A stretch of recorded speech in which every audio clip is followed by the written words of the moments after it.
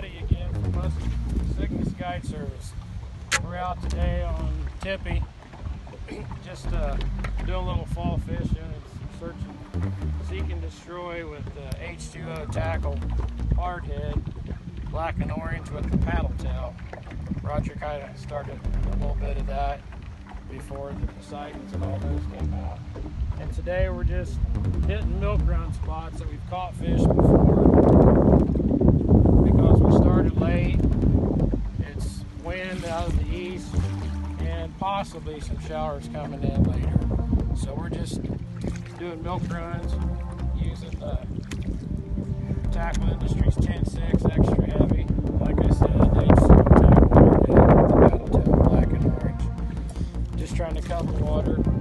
Throw a black and orange bucktail, another hardhead and crappie. Haven't had any follows. It's a little tough in these conditions when it's cloudy, and even though the water's clear, it's dark. So we're just covering water and see if we can get bit. We'll let you know how we do later.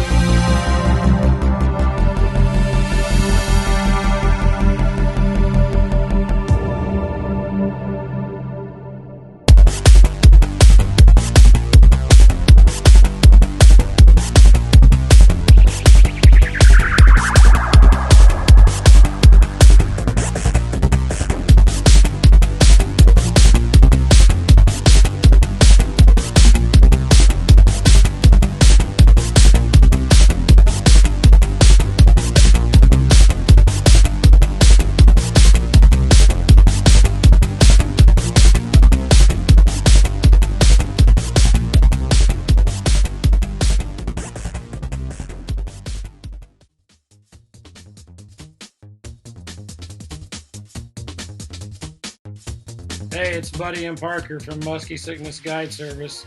We just wanted to do a little post-game show after being out on the water today and let everybody know how everything went. It's challenging today because of the weather changes we've had recently. Last weekend, we had rain moving in on Friday night, and the temperatures dropped into the 40s and 50s and 30s at night, which made everything really kind of shut down. Then we've had some warm up this week, and the water temperatures I was getting on Tippy and on Webster both was anywhere from 58 to 60. And we threw a variation of baits, but I tried to stick to 2 or 3. I didn't want to get real crazy on changing baits because I was searching and, trying to get a follow or try to get bit. And, kind of old school thing is, you really, when you're out and you're trying to search and find, you want to stick with 1 or 2 baits and run 2 different ones so you can kind of get 2 different patterns going. And we ran some bucktails up in the shallows on Tippy in some areas. And then I really enjoyed throwing that H2O tackle hardhead, the old version, with the orange paddle tail and the black and gold body. And it was really hard to see follows today because of the cloud cover, and the water was clear. You could see down in some places 5 to 6 feet, but with that and with the dark bottoms of the lakes we have in that kind of conditions without sun, it's really hard to see follows sometimes, and with the wave action.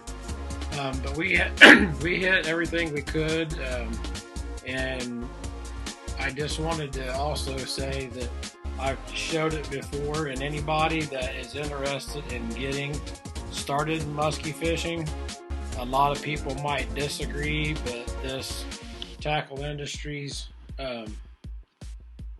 camouflage, it's actually a XXX when you go to order it, extra heavy.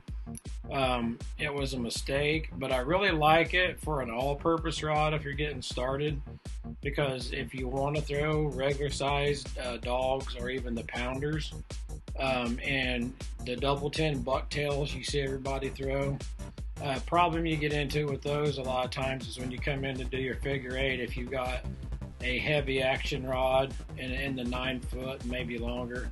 It flexes a lot, so it's hard to get your 8 and kind of keep it tight when you're doing your circle.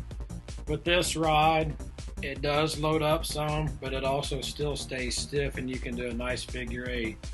And I paired it up with the Abu Garcia Max Toro.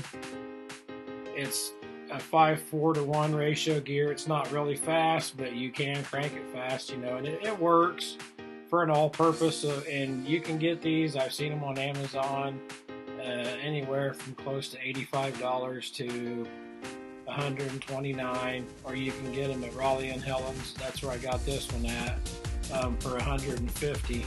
The big thing is from the Revo Toro, the white one, it doesn't have an aluminum body. It's a composite body, but it does make it lighter also. But it does have the bigger spool, and it has a big paddle handle. So it is easy to cast and crank. I did fine with the double 10s with that gear ratio. You can move them good enough if you're starting out, and you know, you can speed them up good in your figure 8, and it works good with all the plastics. If you're going to do a lot of jerking and twitching with the dogs and some of the bigger rip baits, you might want the 6:1 gear ratio, but I used it most of the day today, and I got along fine and really enjoyed it. And I did also, and like I said, before I forget, this is a $134 rod, and it has the X-Wrap on it, which is really nice when it's wet. It doesn't slip like the cork can get slick.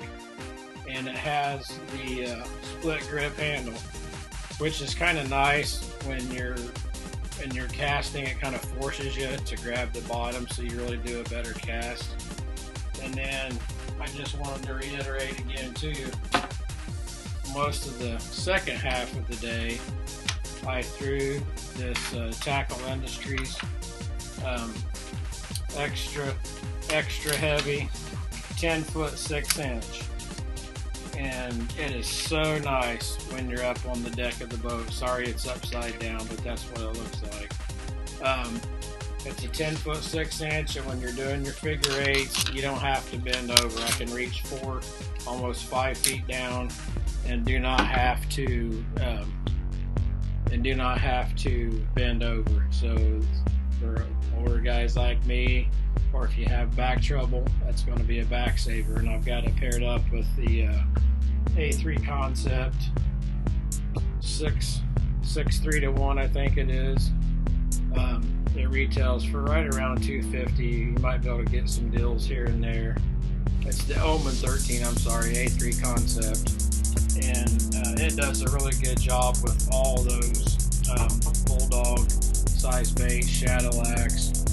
I was throwing the crave bait that I was just cranking a perch color with an orange tail. I actually cut the end of it off and glued on the orange curly tail to get a little more action, especially when you're doing your figure 8 with your reeling it in. It puts a little vibration off besides the walk of the bait. So that was how the day ended up. It was almost white capping out on the main lake at Webster when we got there about 5 o'clock. We stayed till about 6:30. Threw mostly that perch crankbait Parker was throwing at him, put on a white shadow axe. A good choice for Webster because of the shad base.